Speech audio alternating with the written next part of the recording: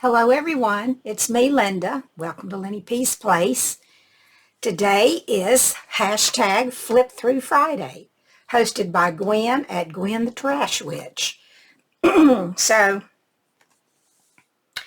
this is an open collab for anyone who wants to join in. And all you have to do is flip through a journal, a book, a magazine, or whatever you have that you want to flip through.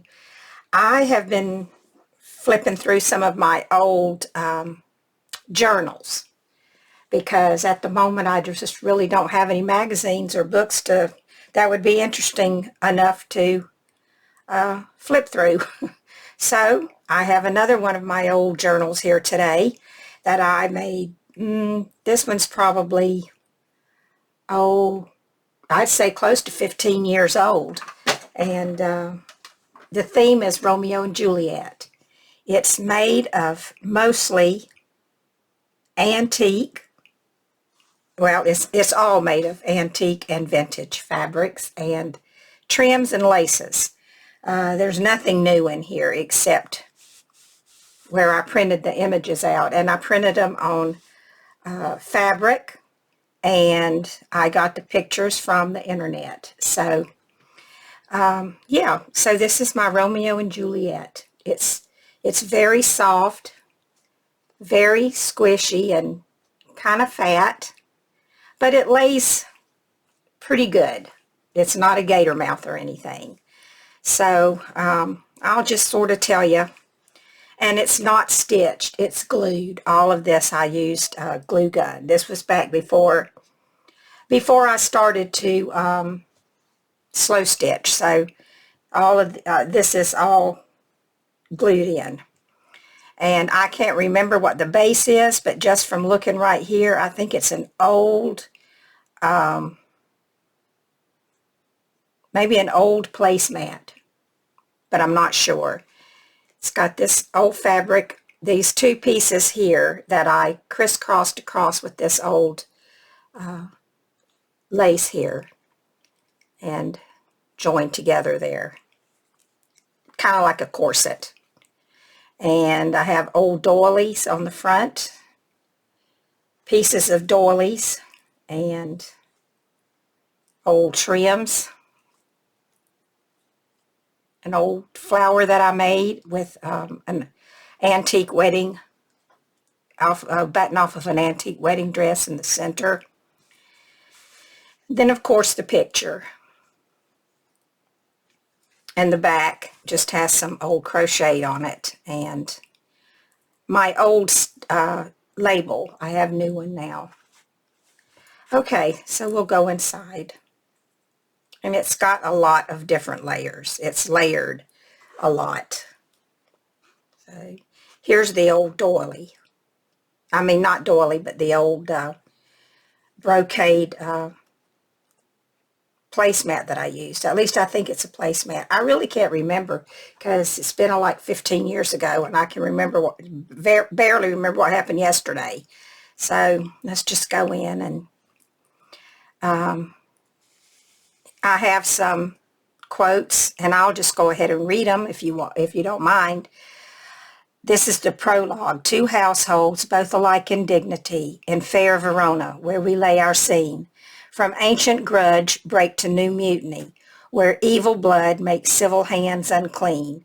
From forth the fatal loins of these two foes, a pair of star-crossed lovers take their life, whose misadventured, piteous overthrows doth with their death bury their parents' strife. The fearful passage of their death marked love, and the continuance of their parents' rage, which but their children's end naught could remove, is now the 2 hours traffic of our stage, the which if you with patient ears attend, what here shall miss, our toil shall strive to mend. Okay, so that's there. Have some old cheesecloth, some old eyelet trim, just another piece of some sort of trim here on the side. I have this old piece that I found in an antique store. And these are roses from Wild Orchid Crafts. So those aren't, well, they're pretty old. They're not 20 years old, so they're not vintage yet, but they're close. Okay, and on this page I have trim all around the page and lace in the back. And this is where they're dancing, or they meet at the curtain at the ball where Romeo's not supposed to be. And this is part of an old wedding applique. And this says, if I profane with my unworthy hand this holy shrine, the gentle sin is this, my lips, two blushing pilgrims, ready stand to smooth that rough touch with a kiss. Okay, I'm having a little trouble reading it because I have my glasses. Pardon me for that. And then there's layers of trim down here, layers of lace.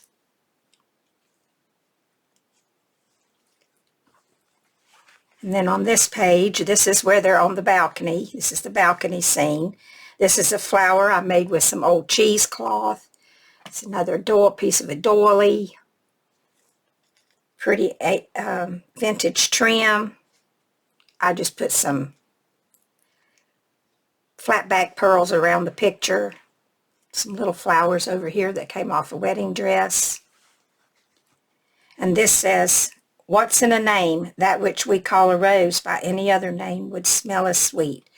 They're still on the balcony, and he's getting ready to leave, and she doesn't want him to. So here's a whole row of antique wedding dress buttons and some other flowers from that same wedding dress.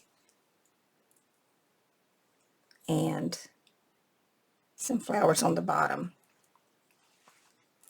Here are pictures of Romeo and Juliet. And before I forget, I will say that these pictures are from the Romeo and Juliet that came out in 1969. Leonard White and I had her name just then. I was about Olivia Hussey. So, and here on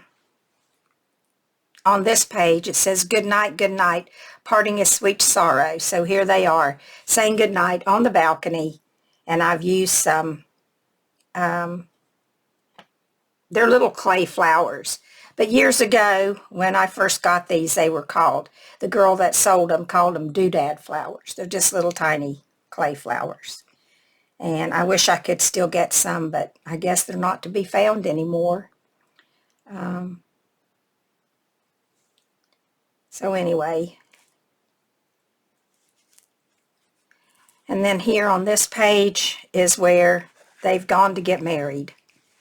And it says, but my true love has grown to such excess, I cannot sum up half my wealth. So here's the friar that married him. I forget what his name is now. I hadn't watched the movie in a long time, but it is one of my favorite movies. I love it. And then on this page, this is their wedding, the morning of their wedding night, and they realize that they're going to get caught if they're not careful. So night's candles are burnt out, and something about the day stands tiptoe on the mountaintops. I must be gone and live or stay and die, because he knows if he gets caught there, he's going to die. The friar here is supposed to be smoothing things over with their parents. So in the meantime, Romeo's leaving town until it's all taken care of. But he hears that, anyway, he comes back. I forget why he comes back. But anyway, he comes back, and they have a plan. The friar came up with this plan that Romeo would pretend to be dead. He would take this sleeping pill or sleeping potion that would put him to sleep, and they would bury him and they would think he was dead. And then he would go off and somehow Juliet would get with him. I can't remember exactly how it goes now, but maybe you know yourself. So anyway, Romeo takes a sleeping potion, and before Friar can tell Juliet that he's not dead, she thinks he is, she goes to where he's lying, and there's no poison, so she takes a knife and stabs herself because she thinks he's dead. And then he wakes up and she's dead, so he kills himself for real. And that's the tragic story. So it says at their funeral, because they bury him at the same time, a gloomy peace this morning with it brings. The sun for sorrow will not show his head. Go hence to have more talk of these and sad things. Some shall be pardoned and some punished, for never was a story of more woe than this of Juliet and her Romeo. So there you go. And of course there's plenty of dangles, which I love all the dangles that's on here. And that's the back. So there you go. So that is my flip through for today. I hope you enjoyed it. And yeah, go over and check out all the other participants and see what they're flipping through for you today. And I will see you next Friday. So please have a wonderful weekend. Be safe, be happy, be well. And I will talk to you later. Bye for now.